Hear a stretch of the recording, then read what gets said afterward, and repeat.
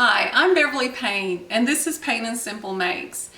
So over the holidays, I had a little bit of extra time off, and I was able to get back to one of the things that I really love to do, which is making jewelry.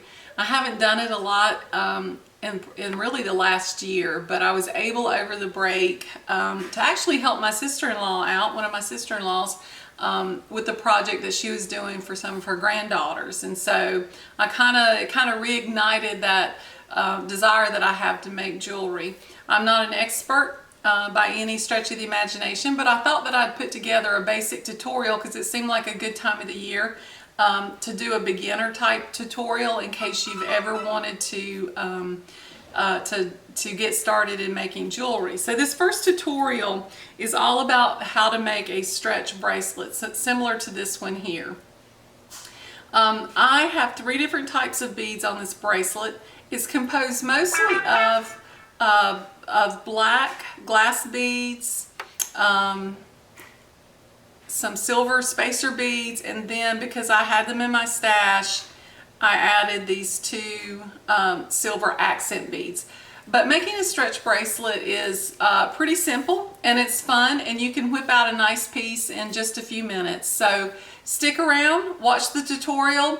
If you make a stretch bracelet, I'd love to see what you come up with. So share that in the comments or on my Payne and Simple Makes Facebook page. I'll also have another tutorial coming out soon on how to make another type of bracelet with a clasp instead of doing a stretch bracelet. So stick around for that as well. Thanks.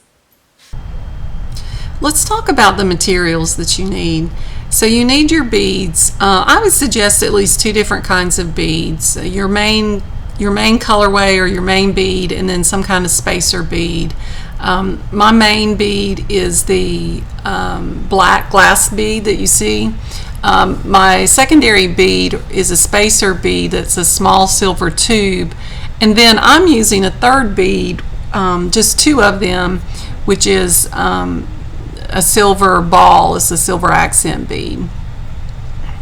You can see some other beads on my bead board there, but they're for other projects, so you can ignore those. You're going to need some elastic cording, and I talk about in my blog post that accompanies this video the differences between elastic cording and that clear stretchy cording or cord. I don't really like the cord, the clear cord. I've just not ever had much luck with it. It tends to break for me, and it may be because, it may be because my beads are too heavy, my project is too heavy. The elastic cording works much better. You do need to make sure though that the holes in your beads will accommodate your elastic cording or the clear cording if that's what you decide to use. But you also need some E6000 jewelry and bead glue. Maybe there's another brand that you would like, but I like to use this E6000. I have really good luck with it.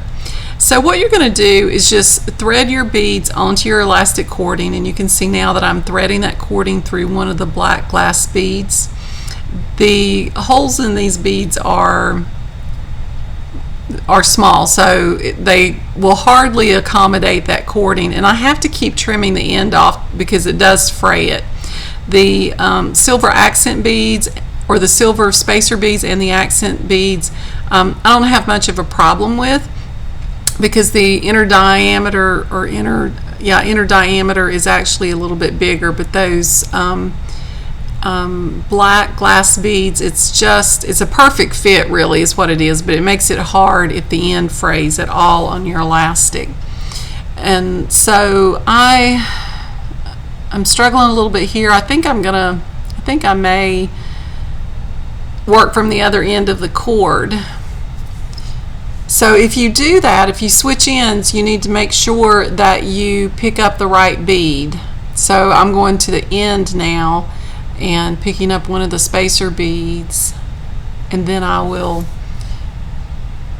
pick up the black bead, and I'll finish out on that end, and that's because the end of the cord is fresher there since I've not used it. You may also want to get a bead board like I have here, the blue board. it's great for all the measurements. And in fact, I measured out the length of my bracelet on the end there where I had all those beads. I know for me, I need about a 7-inch bracelet so I could lay my beads out, look at my design. Once you're finished, all you want to do is tie a really tight knot. So you want to really tie that knot as tightly as you can get it. Once you have your knot tied, trim the ends off and then put a couple of dots of your E6000 glue on there and tuck it inside one of your beads, and it should hold perfectly.